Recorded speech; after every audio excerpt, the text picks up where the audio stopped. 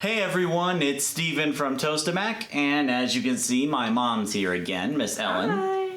So, for the last COVID-19 video I want to make, and just to be clear, this is the last COVID-19 video I'm going to make, ever. Nothing else out of this, okay?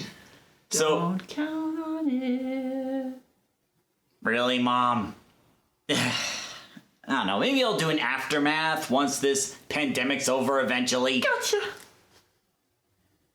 Yeah, you have Mom to thank for that. Anyway, so, for the last video, supposedly, I wanted to do a Q&A where we answer questions from you, the audience, in regards of with the current pandemic and concerns you may have. We actually got quite a few good ones, so let's go ahead and not waste any more time and get started. So, just gotta pull this up real quick. We're professional here, trust me. So, Mark Pillar, if I mispronounce your name, I apologize in advance. He writes, how do you predict this will affect used automotive market? Personally, I think they're gonna take a hit big time because with the lockdowns and concerns about the pandemic, there are a lot less people driving out on the roads. Roads are a lot more clear, and there's even been reports of reduced air pollution. Yay! But However, there's something else, Stephen, you need to consider. Along with this pandemic, a lot of people have been out of work. And so those people that are needing to look for cars may turn to the used cars because they're not in a financial position to afford new cars. So hang on. well, here's my counterpoint to that. If they are not working or if they're on lockdown, then maybe they might not have the money for even that, for even a used car for that matter.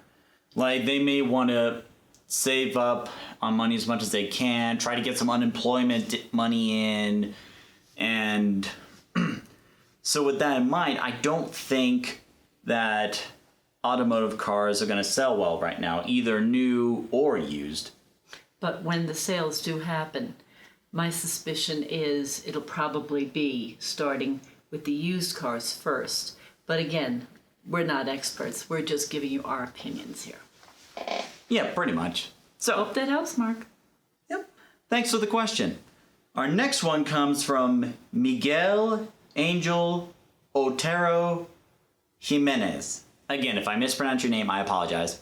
He writes, why poor countries like India don't have millions of dead people? And I was actually curious about this question because after I read this, I looked on to the site where they actually keep track of the live updates on the coronavirus, like how many people recovered, how many people died, and where. I'll leave a link in the description down below along with the CDC website so you can get all the information. And what I saw on there is comparing to other places like Italy, China, USA, India actually has some very low numbers, at least compared to those.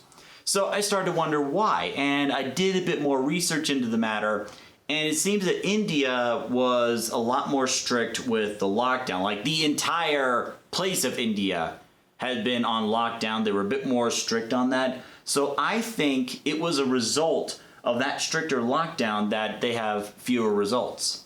The other thing that you want to take into consideration, and I don't know much about the Indian government, but you know, we only know about those that are reported.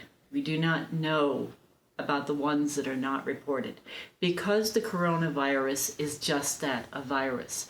It presents very much like a cold or a flu. And in some of the more rural areas, there may be people out there catching this and dying from it.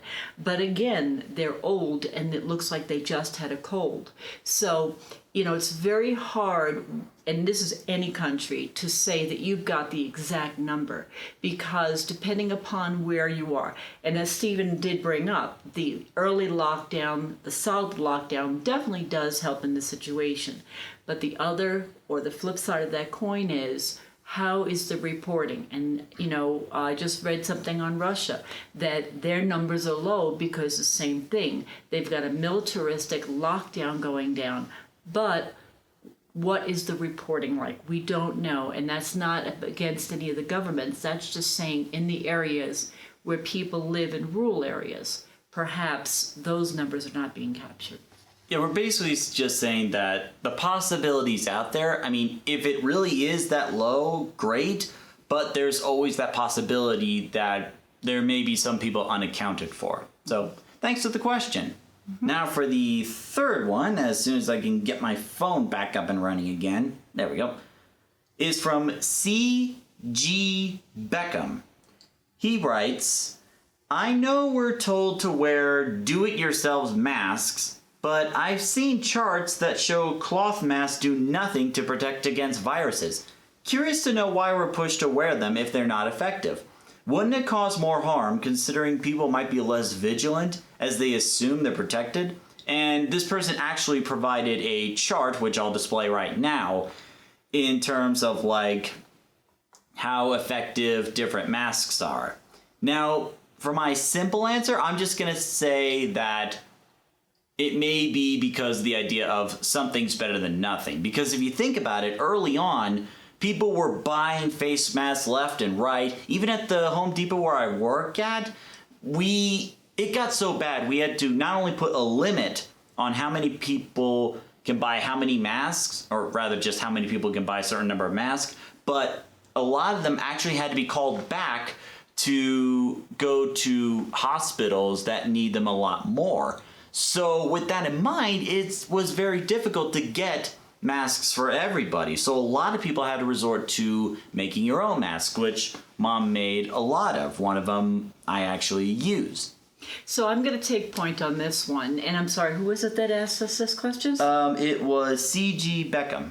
So Mr. Beckham, here's another thought. And I agree with you about not all masks are good. Part of what Stephen said is correct, that something is better than nothing. But the other part of this is you have to look at each individual mask. There's certain criteria that must be met. And when I started making the masks, because I was making them for the assisted livings, the independent livings, places where people who are truly at risk were in need, I went to the CDC site. They gave the criteria of what is necessary to make it as a performing mask. Now, the kind that I particularly made resembles what we call the surgical mask. That's the one where it's got like the 3 little layers in it and it fans open and it covers your nose. It has some sort of a metallic thing to fit to the ridge of your nose and under your eyes. And then it also comes under the chin. But the criteria has to be that you cannot breathe up and down and feel it against your eyes, feel it out to your ears or under your chin. It should be a snug enough fit so that you are now breathing strictly through the layers that are in front of you. Now, in the particular masks that I made, and I'm only going to speak to those, I have 2 layers. I have a dense cotton layer, which is the one that's on the outside. You want a dense cotton layer because that's going to catch a lot of the bacteria, the viruses, and what have you may, that's going to come to you. The inside layer, when you turn the mask over, actually has a flannel material that, again, it's very hard to come through. Now, I'm not saying that those are the only 2 materials that you can use, but early on that was tested by several laboratories, and I believe it came back that it's 79% protection. That means you have a 79% chance that if you are exposed, you will not be breathing that in. Now, there are other materials, and there are masks being made of these other materials. Again, and that's where your chart is very helpful, and I do encourage everybody, please look at the chart Mr. Beckham has sent to Stephen. Depending upon the fit, the type of material, and the layers, it's going to make some difference. And I believe that all of us want to do our part in making sure that we decrease the communicability of this virus. I would rather think that I'm doing something that is 79% a chance that I'm not going to bring it home to my family, because obviously I am a nurse, rather than I don't do anything and it's 100% chance I'm going to bring it home to my family. So as far as the comment about, the false hope, Well, I don't really truly believe it's a false hope. I believe what it's doing is decreasing the opportunity of the virus to continue to spread. And I don't know about you folks, but for my family and for my patients, anything that I can do to decrease the opportunity for this virus to spread, I'm going to do. Now, there is one more question that I want to answer. And when I saw this question on Facebook, I knew like I had to include it in this video. But like the next time I went to Facebook to look for that question, it just disappeared. Now, I'm assuming it's because of the Facebook automated system where it just deletes things at random that it deems inappropriate. It was a very sensitive question. Yeah. And we have to be careful how we're going to address this. Yeah, and I know this is a very touchy subject, but this has to be addressed. This person was asking what our thoughts on about the issue of racism along with the ongoing pandemic, more specifically towards Asian Americans or Chinese residents. And this is a legitimate concern because I've actually seen a few articles where there have actually been recent hate crimes towards Asian Americans and Chinese residents lately, because some people have this mindset where this virus originated from China, so for some reason it's China's fault. And I want to stop you right there. Okay. Because one of the things, folks, that we need to understand, this is a virus. Viruses can and do happen all over the world. It could start anywhere. Exactly, because think about it this way. What if the virus started here in the US? What if it originated here and got out to the rest of the world like it did now? Or what about Ebola? It started in Africa. See, the thing is, folks, you got to be very, very careful when you think about these things. Racism is never a good issue anyway. It's always sensitive and it's a very difficult topic. But when you put that with something as horrible as the pandemic that we are now enduring all over the world, you need to remember the virus doesn't have a nationality. And so to say that this particular group of people caused this particular calamity that went pandemic, you can't do that. Because see, it's nothing that the Chinese people did to start this. And I know there's some people out there who've got different theories on it, and that's fine.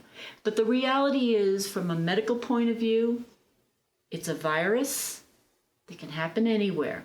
And think back to a long while back when America was first starting out, when the Pilgrims or the Americans before they became Americans went over to these lands and met the Native Americans. They brought a little something with them called smallpox. Mm-hmm. And that was something that the Native Americans weren't prepared for, and a lot of them died because of that disease. They had no immunity. Exactly. So anyone is capable of carrying a virus from one person to another. It doesn't really matter what race, gender, or ethnicity or whatever, but I don't think a lot of people out there would be so quick to point that out. And so, again, what we want to get the point across is, again, it's a virus. Yes, we first heard about it out of China, but we cannot blame any particular people. This is something, it's a medical issue. We've got some of the greatest minds in the world all working together to solve this problem.